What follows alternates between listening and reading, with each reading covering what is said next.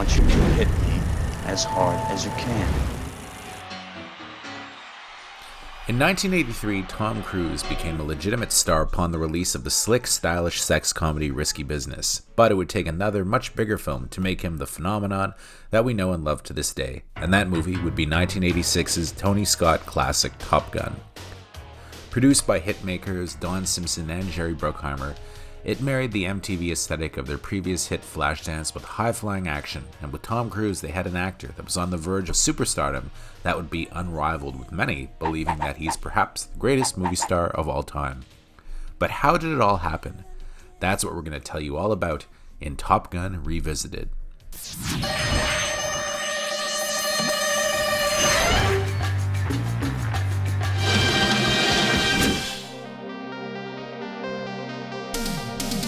Flashback to the year 1983. Now this was a very important year for most of the principals involved with Top Gun.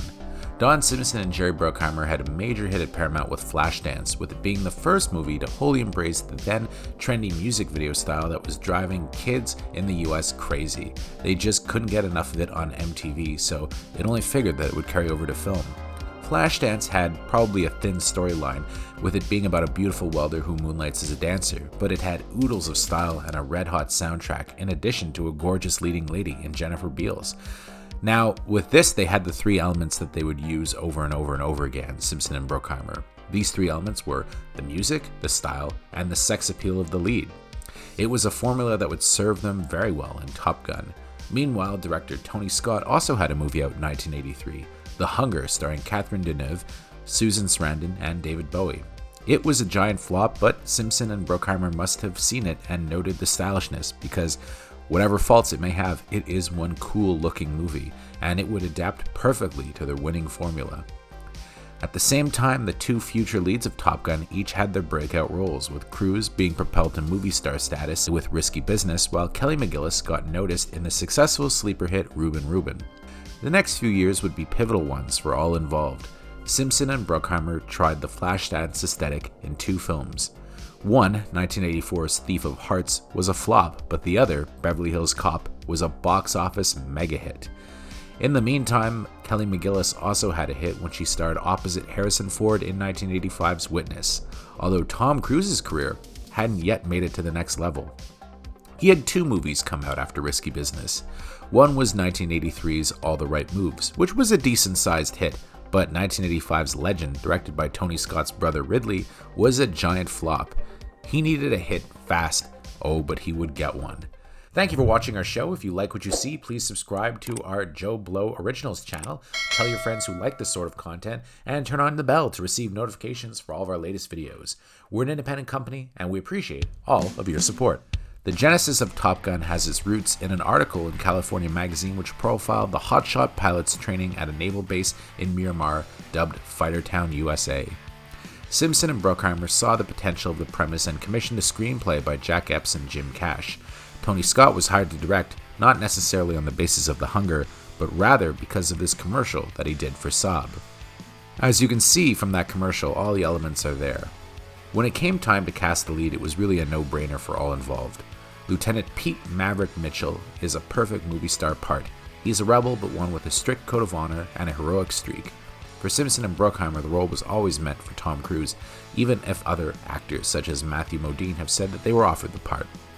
It was the first film of his career that Cruise would help build from the ground up, and it set the tone for the rest of his career. So many of the Tom Cruise trademarks show up here for the first time, including his signature close-cropped haircut and his patented mix of boyishness and rebelliousness that would make audiences fall in love with him worldwide. And this is also the first movie where Tom Cruise rides a motorcycle.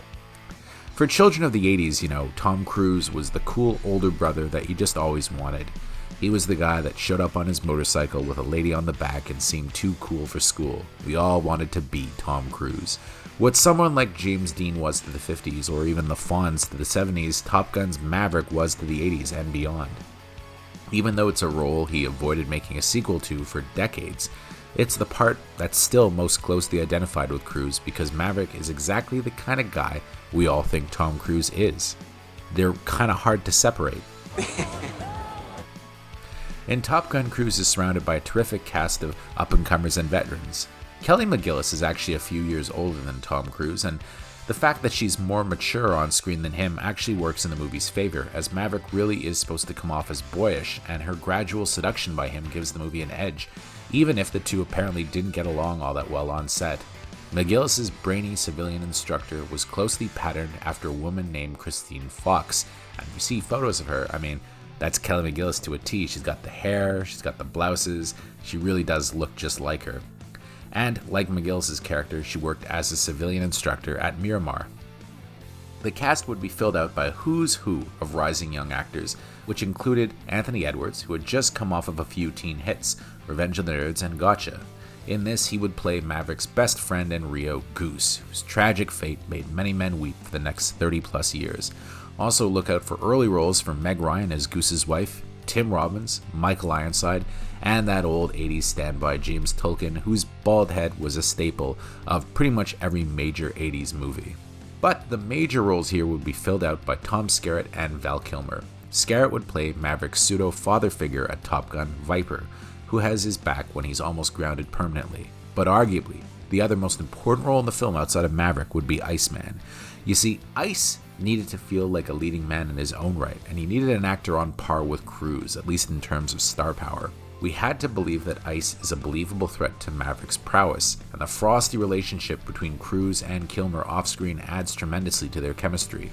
You believe that the two hate each other in some ways, but also have a grudging respect, and their relationship really is one of the richest in the film, and pays off handsomely in the sequel. Of course, many other elements would go into making Top Gun a hit, including the then amazing aerial footage, filtered cinematography, sound design, and more, but chief among these was the music.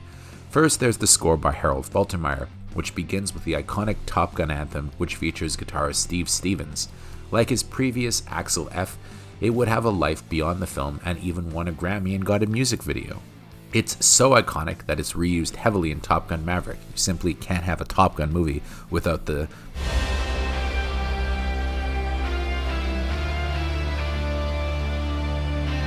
In addition to the score, there's also the soundtrack of pop hits, which is pumped up with tracks by composer Giorgio Moroder.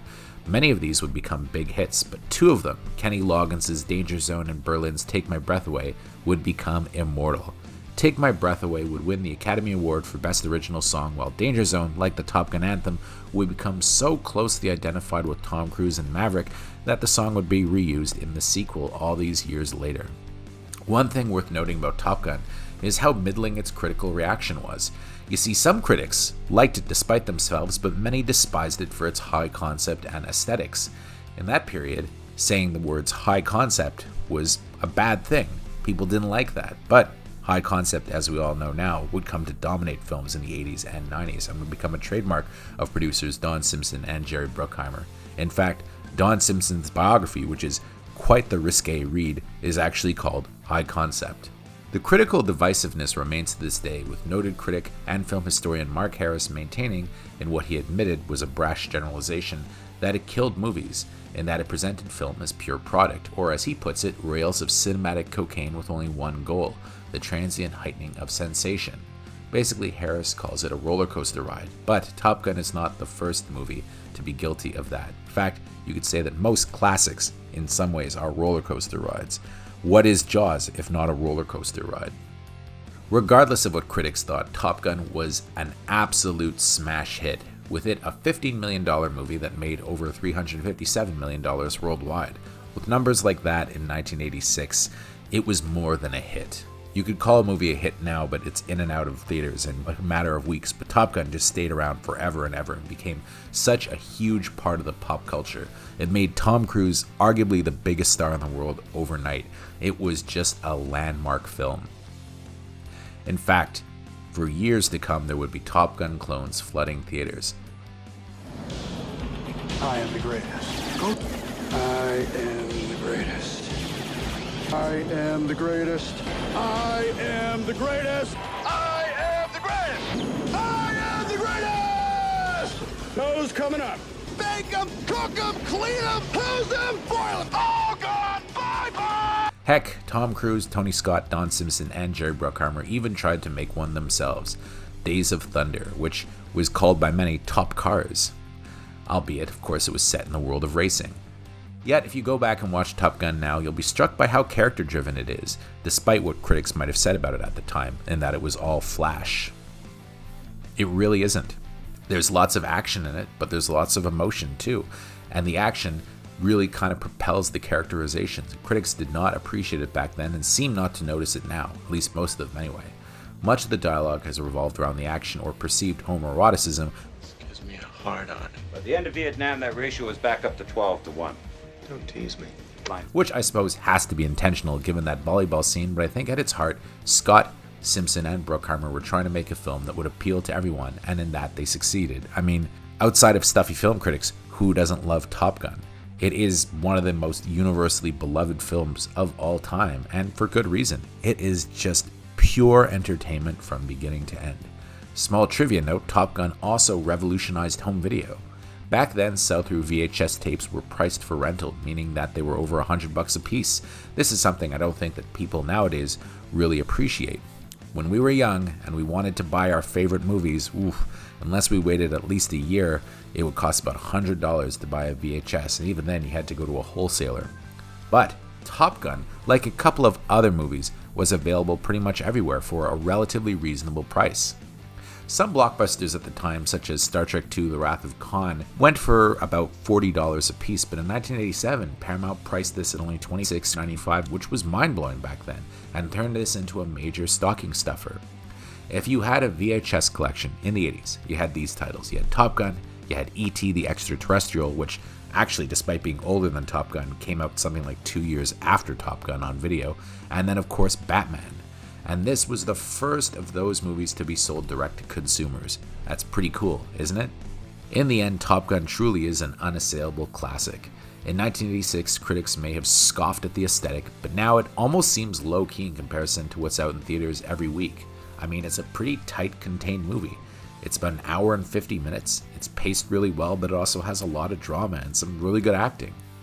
It holds up as a film of its time, but also when you watch it now, it holds up all these years later.